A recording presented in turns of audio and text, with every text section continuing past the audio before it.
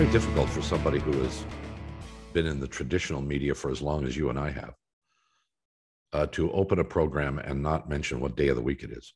I keep falling on that. Do you know what day of the week it is? I think it's Tuesday, isn't it? Yes. Yeah. Well, it's hard to know what day of the week it is, but beyond that, it's not as relevant anymore in terms of this program because, as you keep pointing out, people watch or listen to this whenever the hell they want. Yeah. I mean, I had a couple of people when John Cooper was named the head of the Olympic team yesterday. They went back and logged on and listened to our interview with John Cooper. So and that was, when was that? Gosh, 4 months ago. So just to get a sense of what the guy's like. Kind of mid-season, if I remember correctly. Yeah, that mid-season was kind of 4 months ago. And we should have John back on now. I was thinking about that the other day. He's too big for us now. He's too big. He's a star. He's a two-time Stanley Cup winner. He's a big fan. I don't think he likes you, but he likes me. So okay, you ask. Necessary. Shut up. Oh gosh. Okay. So this Goran Dragic thing. Oh, come on. This happens more times than, I mean, guy says something in the local media in a different language, gets lost in translation, life goes on. Wait a second. You're buying all that crap? He said it, live with it. I'm okay with it. He says, his aspirations are, I'm paraphrasing, greater than coming to Toronto. Okay, cool. And I'm not offended by that. That's an honest statement. That's how you spell DALLAS. Well, okay. He doesn't think much of the team that the Raptors have. I don't either, to tell you the truth. I don't think it's a championship caliber team. It doesn't have everybody likes the bright, shiny thing, especially women. But everybody likes the bright. Oh no! Don't say that. You can't say that anymore. Yeah, I can. No, you can't. Well, how many diamonds in your wedding ring? Not the one you gave Mickey. Exactly. So don't give me that. So he wants the bright. And the answer is one. The answer is one. What's the bright, shiny thing in Toronto? Who's the guy you really want to play with? Who's the superstar? Well, right now they don't have one. You could have argued Kyle Lowry, maybe. No. You could definitely. Kawhi definitely was the bright, shiny thing. Sure. But right now they don't have one. Right. So I get it. I'm not offended by the fact that he doesn't really want to play in Toronto. Now, if he does come here, and there's no guarantee he will, he may get shipped out. But if he comes to Toronto and lives here for a while, he will love it. Well, maybe he will. Not everybody has. He will love it. This is it becomes such a great city, a cosmopolitan, an international city. Well, but there have been a few international players that have come here and weren't enamored with it. You mean, how many times can you say Hedo Turkoglu? Well, there's one. Yeah, I know. Yeah. I still will be shocked if Dragic plays here. Quite frankly, I mean, so will I. So I think the whole thing is, who cares? Yeah, all the talk has, even before the sign and trade. By the way, we haven't got the results of that tampering investigation yet. He was going to Dallas. The tampering thing, is that an investigation into Toronto or an investigation into Miami? I think it's Miami. Yeah, Miami. Yeah. 10 million, and they've got pretty stiff fines, $10 million fines. Well, yeah, they're not going to reverse the deal. No, but when Kyle quietly put his house up for sale during the season, wasn't that quiet? Got out. Yes, yeah. It was supposed to be quiet, Bob. He was almost competing with me. But it wasn't Kyle's house in your neighborhood, isn't he over somewhere there around here? Yeah. Yeah, I thought so. I don't know exactly. I know Van Vliet's just up the street, but I don't remember where Kyle was. Yeah, I thought he was in the Bridle Path. So he's somewhere up here. Yeah. Okay. Anyway, the Olympics are over. The Olympics are over, but we're going to talk about the Olympics. Our good friend, Mary Ormsby of the Toronto Star is going to join us, and we would have Mary on anyway because, well, for a variety of reasons, but she loves the Olympics, loves amateur sport. But what I don't know whether this will be our focus, but our Canadian women were 3 times as successful as the Canadian men in Tokyo. Yeah. They won 18 medals, 18, and the men won 6. What does that mean? Where are we going? Is this an indictment of men's amateur sport, or is it should it be nothing but applause for the women? And I can't think of anybody better to address this. As a cup half full guy, I think the latter. I think that the women have done a marvelous job. Or is some of this? Well, there's no doubt about that. Is some of this? I've said this before. Either you're a great athlete or you're not. If you take a 5-year-old, an 8-year-old, a 10-year-old who is a great athlete and focus them in on a sport, it almost doesn't matter what the sport is. They will excel based upon their physical prowess. You can teach them to play golf or tennis or baseball or basketball or hockey or football or almost anything else. What's his focus going to be? Or what's his level of interest going to be that targets him there? And are too many of our male athletes, I wouldn't say too many, but are an unusual number of our male athletes focused on hockey, baseball, football, basketball. Team sports. Generally team sports. Yeah. And not to individual sports like the Olympics. We'll address all of this, we hope, with our friend Mary Ormsby. We'll come back after these messages. It's McCowan. It's Shannon with you for another day, another 50 cents.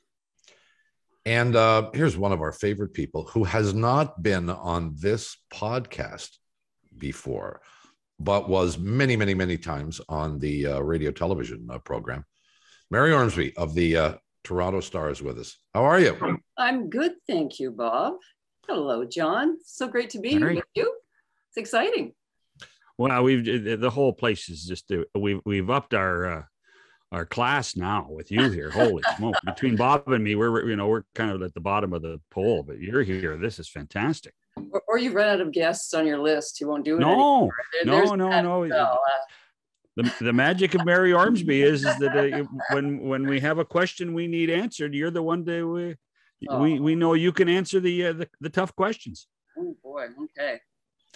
Well, not that we're going to ask any, but here's sort of the topic that I thought we would address, and that is the Olympics just over.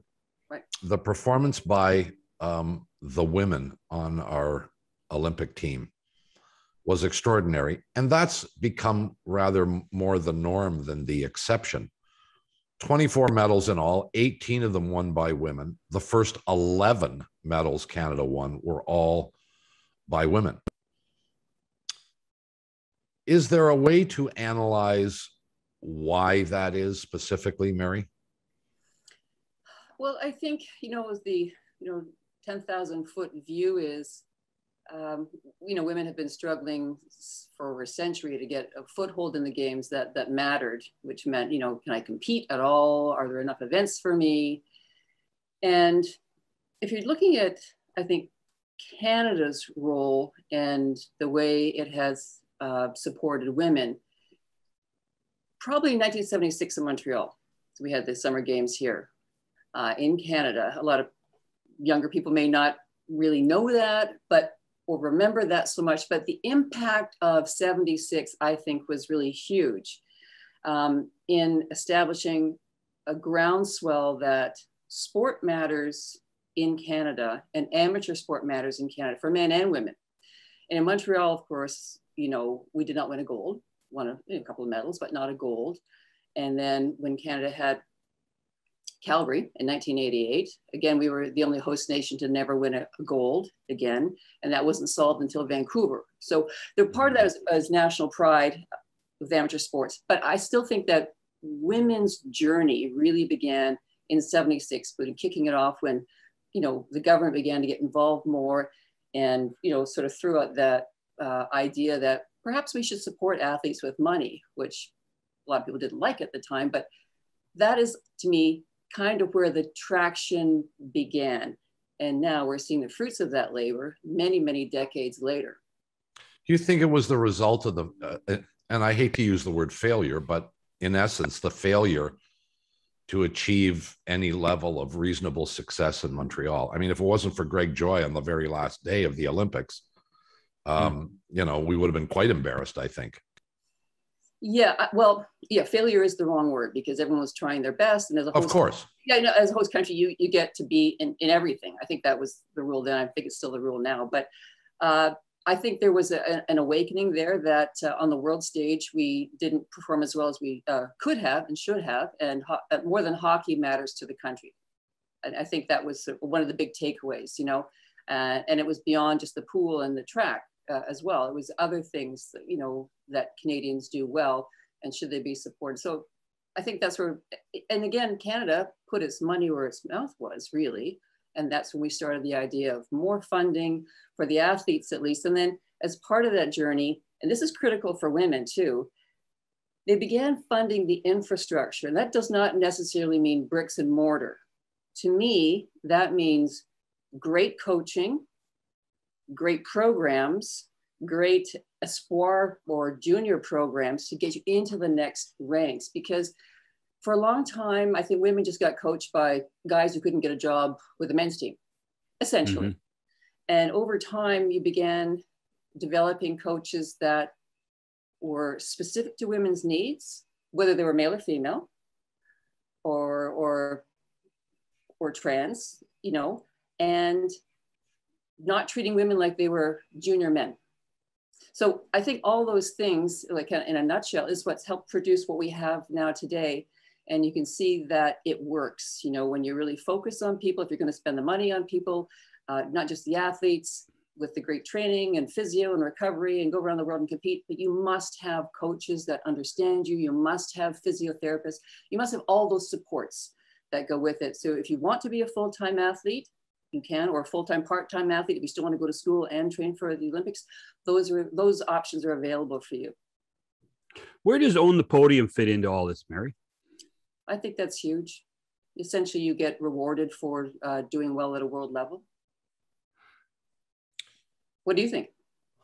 Well, it seems to me, actually, in watching the Olympics, it seems now that we have gone a very much the American route, where you talked about government financing, but corporate partners. Mm-hmm. We have corporate partners now. The Royal Bank is big into promoting the Olympics and having programs. Canadian Tire has it. I mean, there are lots of now corporate citizens, Sobeys, that have involved themselves in the system, which is a very American style of doing it. But to me, Own the Podium has almost taken a step back. This games particular, they weren't mentioned near as much as they have been in previous years. I wondered. I mean, they were the impetus, I guess, but they needed the rest of the country corporately to take over. Is that a fair statement?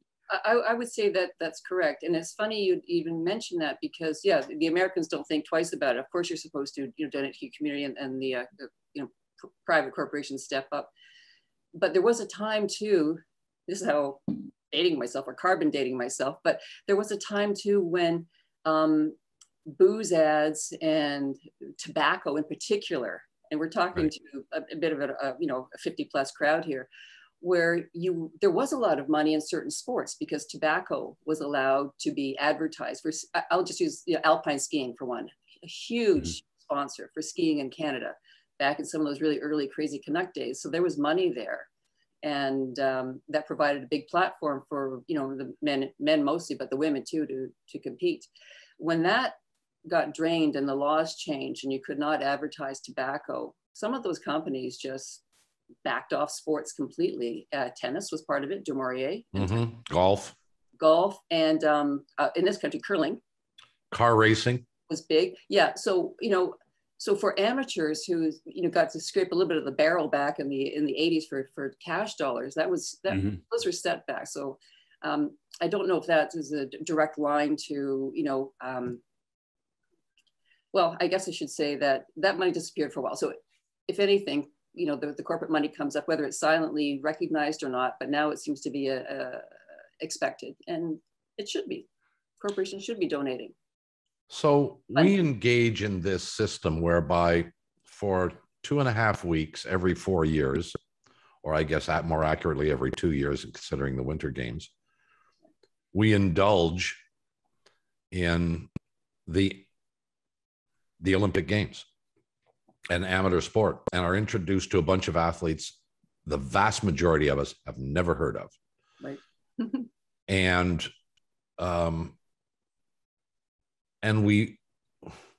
we feed that animal over the space of 2.5 weeks. And then we go into a comatose state where we pay no attention. And when I say we, I mean most Canadians. And I don't think you'd disagree with that. And the media. And the media. Well, so there's no coverage. For sure. And I'm not sure that that is different. And let's just compare ourselves to the Americans. And I understand 1/10 of the population, et cetera, et cetera. And you're never going to get into a position where Canada can win as many medals as the US is. But that's essentially the same kind of system that they have there too, where very little attention is paid to Olympic style events. I used to use the phrase amateur sport, you know, in describing the Olympics, but you can't do that anymore. Is there a way out of this hole? Well, I don't know if I actually agree with your statement, Bob, about everyone forgetting the Olympics and the amateurs, because there are, maybe because I'm more dialed in and I like it, and you guys like it when there's like world championships or something goes on and do well, anything beyond hockey type of thing. We've got NCAA sports, lots of kids down there, if they, you know, win championships or come close, those are followed as well. Covering the sports now with media, with a lot of shrinking newsrooms, particularly the way the industry is going, you're lopping off some of those reporters too. So in that regard, you are correct. You know, there is not a steady stream of, you know, may he rest in peace, Randy Starkman, who colleague at the Toronto Star, was right. His mission, and he was so good at it, and he, you know, did it daily, year round. You know, it doesn't matter what Olympic year or not. So we've lost a lot of that. But maybe it's like a lot of things. Like I don't know how many people pay attention to pro sports unless it comes to the postseason. It's probably a very terrible analogy. I know it is because it's major league, but maybe it's always going to be cyclical. Maybe that makes it healthier. No one gets tired of it. And if you can draw in your fringe people who don't really care that much about sports, you know, most of the time, then that's a win for those 2 weeks. However, the ratings this year were like, right? Television ratings. Yeah, they were, but I 13 hours to the Eastern time zone is really something hard to make up for, particularly when you could wake up, and if you woke up at 7 or 8 o'clock in the morning and watched, clicked on a newspaper site or on social media, you knew who won. True. And so then there was no urgency, Mary. There was no urgency for you to say, well, I got to get to the television and I got to watch. I could actually go and find it. I could scroll down my timeline and find the video there. And then I'm not in the rating system. So it's really one of the difficult parts of what we're trying to do in North America, particularly, and the Europeans do it too, but in North America, when it comes to ratings, and saying, well, nobody's watching. Well, that wasn't true. Is that true? People were watching on so many different levels, differently. I was talking to Bob last week about the CBC Gem app, which right. I absolutely fell in love with. Yep. It was great for me because I could watch replays. I could watch a venue when I wanted, and I was my own programmer. And I think a lot more people, and I think technology is allowing a lot more people to watch the Olympics differently now. And I think that's important too. Well, let's focus back on this male versus female element that became quite apparent right from the get-go. The first 11 medals were all won by women. And then 3 times as many medals won by women than men. It would be easy, Mary, to suggest that young male athletes tend to be attracted to team sports, high profile North American sports, hockey principally, but ever increasingly basketball, baseball, soccer. There are plenty of events that offer a remunerative career where you can actually earn a living, and a very good one, if you excel in those events. And the Olympics don't, as a general rule, offer that same remuneration or potential remuneration. How do we change that? How do we get young athletes to be attracted to the Olympic sports rather than the team sports in this country?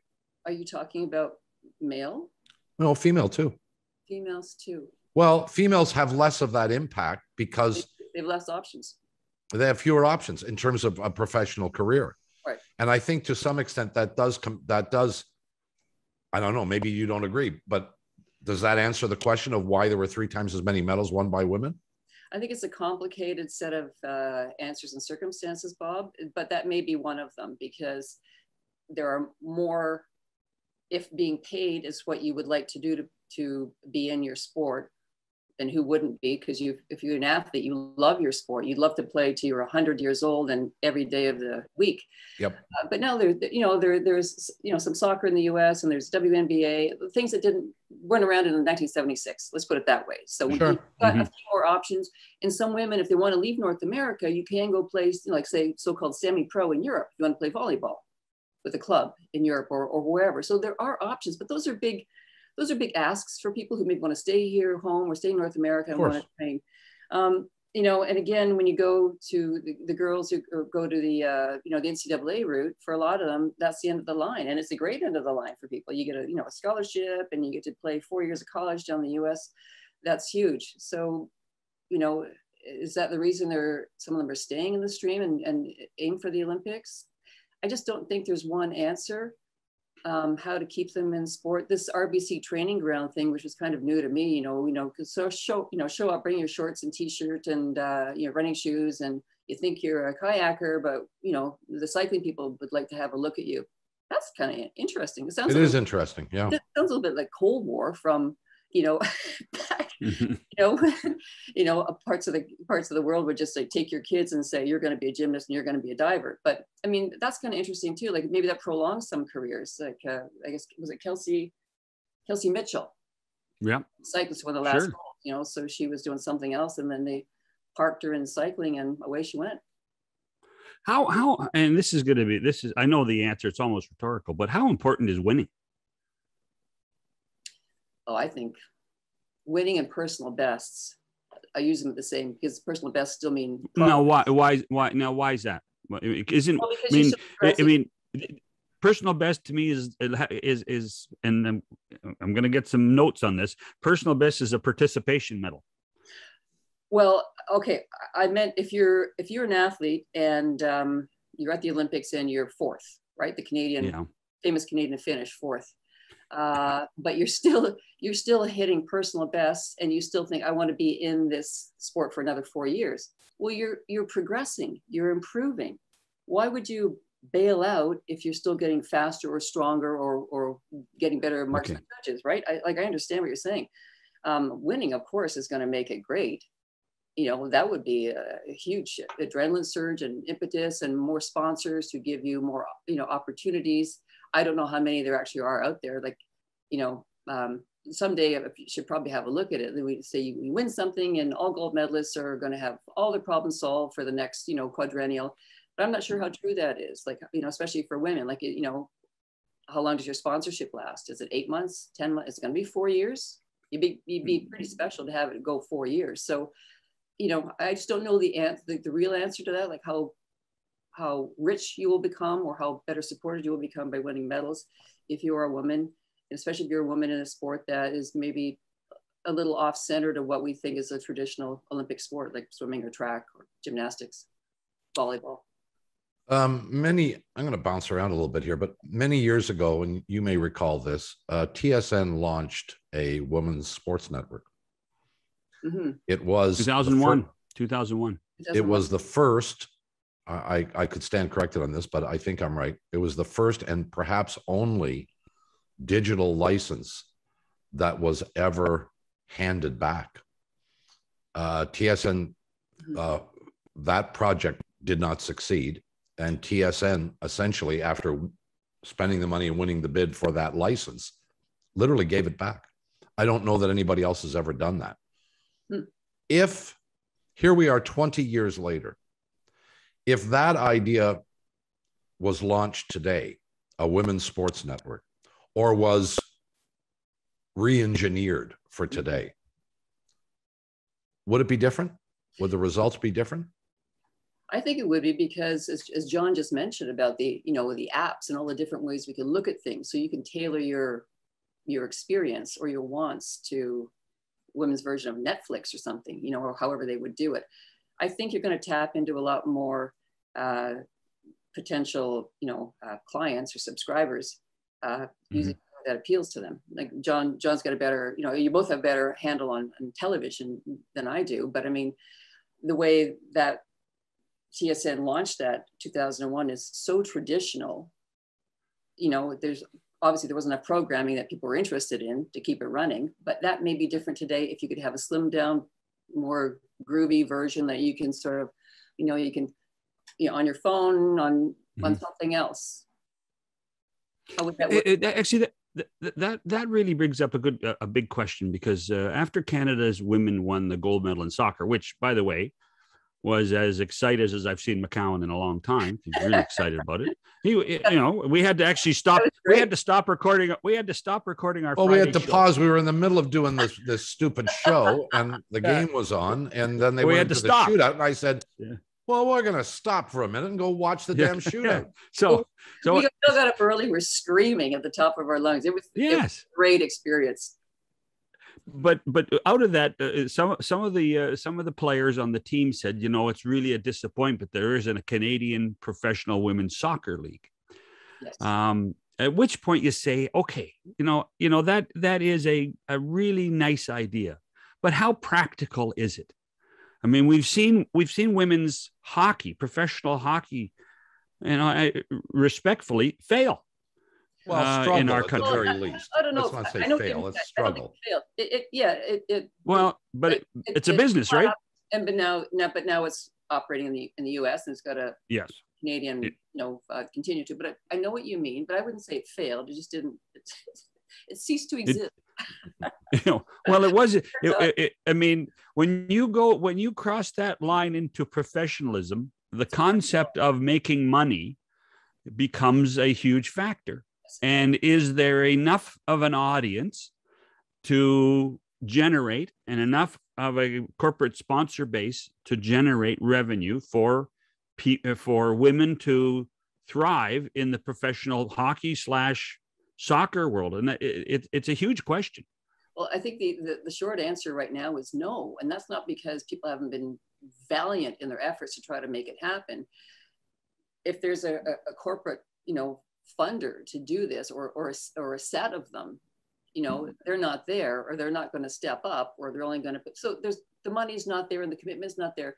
And I don't think you could ask government to step in for something like that. And it probably shouldn't be, but that's where maybe you try to get your male partners, if they would do that in the NHL or, whatever else, WNBA is with the NBA, but it's a big commitment. I mean, I've been to some of those women's games and they're great, back before this particular league folded, and but the stands aren't full.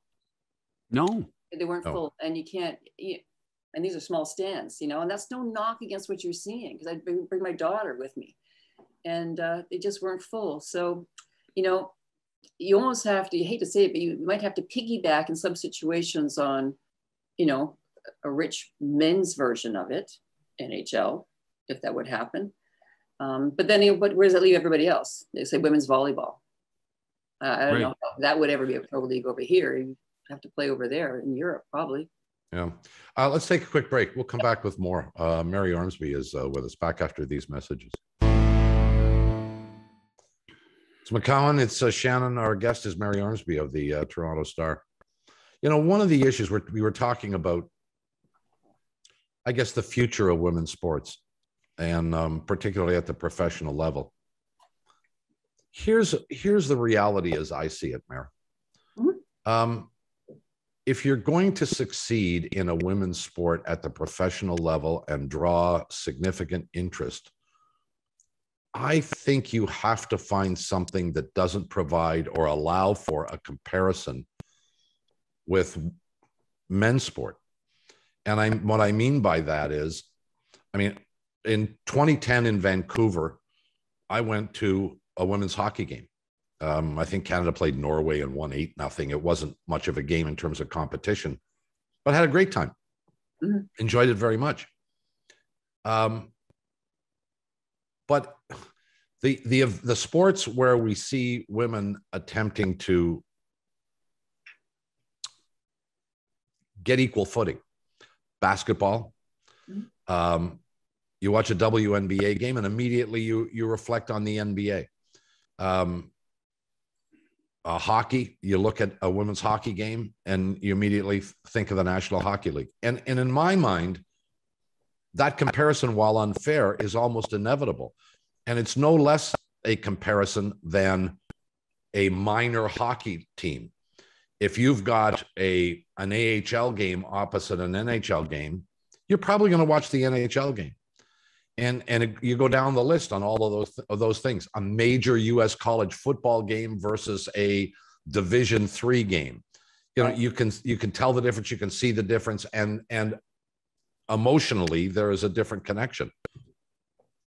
Where do women make their inroads, and is it a mistake mm-hmm. to try and compete against the biggest, most successful sporting leagues in North America? I don't know if they are actually competing against those leagues as you're mentioning. Well, but essentially they're looking for the same eyeballs. Oh, well, but the women's game is different. Like I said, we're not, junior men, but I know what you're saying. The men's game is this, and you guys are a lesser version of us. So, but how else do you play hockey? If you want a league, but so they just haven't, to me, they just haven't found, if it's hockey we're talking about, and maybe soccer in this country, they haven't found their believers yet, the guys or women who can write checks with a bunch of zeros on the end to get some sort of traction, or come up with a format that works beyond, if it's not league play, maybe you're doing mini tournaments or something. Let's talk about two sports where women compete amongst themselves, but virtually in the same, three, with the ability to have eyeballs on their performance on television, with ratings and with revenue. Tennis, right? Golf, individual sport, mm-hmm. Curling, albeit much smaller in terms of worldwide acceptance, but that the ratings for women's curling in this country are pretty close to the ratings for men's curling. Yeah, always good. Yeah, pretty close. What should we take from that? Is there anything to be taken from that? Again, I just think that's a unique example, because curling, which I've never done, it looks to me that it's almost a very similar game, and they play often side by side on the same, mm-hmm. On sheets of ice. It's just personality, and you got time, and you're not trying to outrun the other guy or out jump the other guy, and you don't appear to be a smaller version of Russ Howard. You Canadians seem to have bought in that they are equal, close to equal. Or close to it. I mean, I think those of us who have curled and who understand the sport, we recognize a great men's team will beat a great women's team most of the time. Not all the time. Let's get we need to get Cheryl Bernard on here to debate that. Well, I'm not sure. I'm not sure that's true, but it's. Oh, I think it's 100. I think it's 100% true. I think it's a different. They play a different philosophical game, the knockout game versus the finesse game. Well, part of it is the physical aspect of it. I mean, one of the keys in curling, there are a bunch. There are times when you want to throw the rock real hard, and a man can throw it harder. A big factor in curling is sweeping, and take a look at the guys who do most of the sweeping in curling today. They're coming right out of the gym. Yes, they're big and they're muscular. They're not skinny little guys anymore. So Eddie Wernick, so no, and sometimes they weren't skinny. Boy, we're taking shots at curling today. This is great. I was going to say, okay, I don't curl. I know curlers are great people. Bob, I think you're full of crap. I don't even know what you're talking about. Like, it's that different. Like, a woman can't get up there and heave a stone down the. No, it's 100% different. Ice if she doesn't want to. Yeah, I'm telling you, it is 100% different. Well, I mean, it's it's probably the closest. The comparison between the men's game and the women's game is probably the closest in curling than anything else. I mean, I don't think we would argue that the best woman golfer would not beat the best men's golfer. Why? Principally because of strength, physical strength. Yes, we are different creatures. Correct. Yeah. In certain activities. I'm not sure curling's one of them, or darts. Well, it actually is. For the reasons I've explained. Now, you may be resistant to that. I am. To that, but I assure you, when you leave this program and do your research, as I know you will, you'll find out that there's truth in what I say. Now, I don't think it's as predominant as other sports, but it's still there nonetheless. So where the question ultimately is, where's the niche that can be created so that women can attract the eyeballs on a consistent basis? Maybe be the focus of a new women's sports network. Because I'm not convinced that now, 20 years after WTSN, that can't work. I think I'd be interested in seeing it give another shot, but I think you need to find the niche. Well, what about, this would be pie in the sky stuff. What about the existing networks that are out there? If we're going to talk about traditional television, maybe, really trying to dedicate themselves to. Not going to happen. Okay, well, let me finish. Certain women's events that, they could probably slide in for an hour.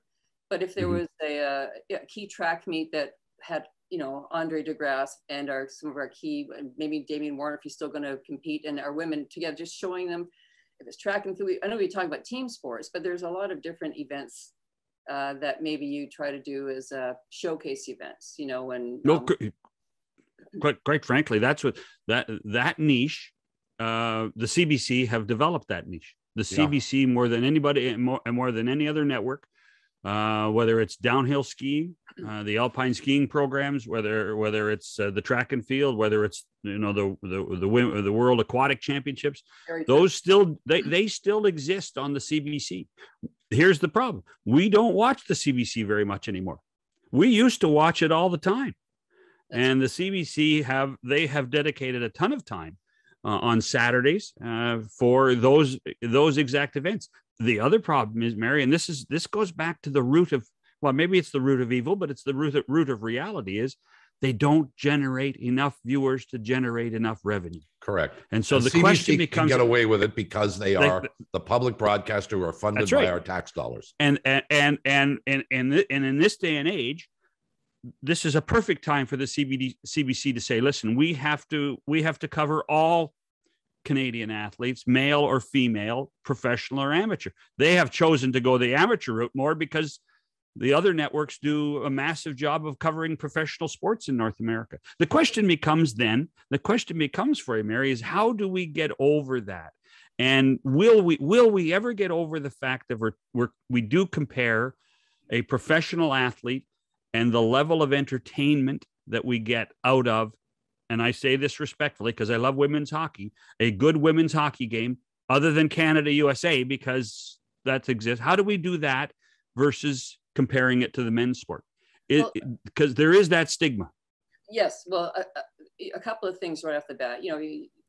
It's been tried. Everything you guys have been talking about, it has been tried. Even from 20 years, 30 years, it's been tried. And the CBC does a great job, as you just explained, as it should as a public broadcaster.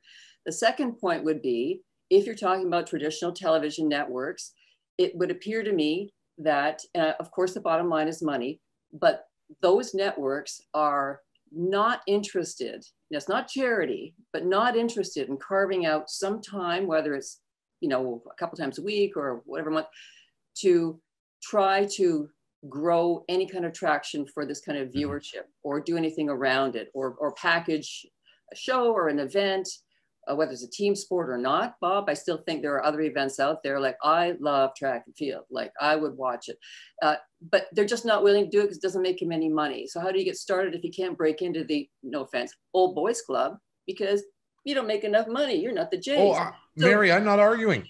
Oh, no, I know, but it just seems to be there's a willingness to do that. That's why I'm wondering, it's just so hard for women, in some of the athletes to shine as they do and work as hard as they do. And they're just not rewarded, if that's the right way. And it doesn't always have to be money, but is it opportunity? Is it some funding? Can I go another few years? If I'm going to have a baby, is there money there for me to come back after the child and continue in my sport because I'm really good at it? So, as long as I've been in the business, almost 40 years, I've been wrestling with these things too. And I'm not that bright. I don't have the answer. You're raising really great points.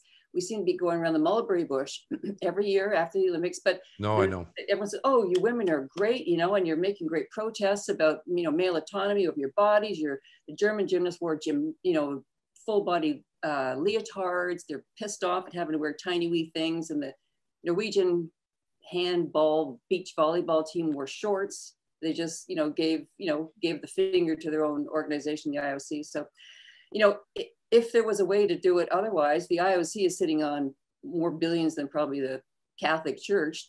So, is there some funding there for the IOC to maybe break through and do something to actually showcase women? God knows there's enough money. They've given it to themselves for long enough. Well, good luck with that idea. I think, and there's no chance of that happening. The IOC. Making a commitment to anything other than themselves. The other frustration, and I think, I've been coming out, we're out of 15 or 16 Olympics since I became a professional. And every time, 2 or 3 days after the Olympics, we say, okay, let's carry on the momentum. Let's create more momentum. Let's not put the athletes back on the shelf and bring them out 4 years from now in their sport. And it never changes. And the question is, how do you do it? And that's how do you having these conversations because we're trying to figure out, is there a way? Is there a way to showcase? I want to see the Royal Bank commercial about the program that they launched, because I didn't know about it until the Olympic Games either. I want to see the Royal Bank. I want to see those commercials for the next 4 years. I don't want to see them during the games. I want to see them the next 4 years. Crazy. Oh, sorry.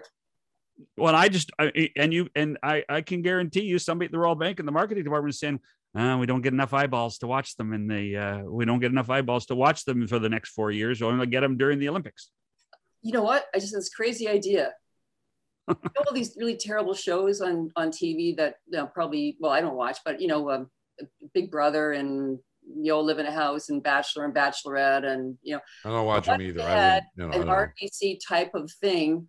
You don't watch Love Island? You don't watch Love Island? Come on now. I didn't know there was such a thing. But anyway, if you showcase that and said, here's a whole bunch of athletes there and all these different sports, and we're going to try them out and do the RBC thing real and make it a crazy show like The Bachelor or something, then you have an old person like me. And no, I don't mean that, but maybe that's something. We're just not thinking of things that grip imaginations now, especially of, say, younger people or middle-aged people.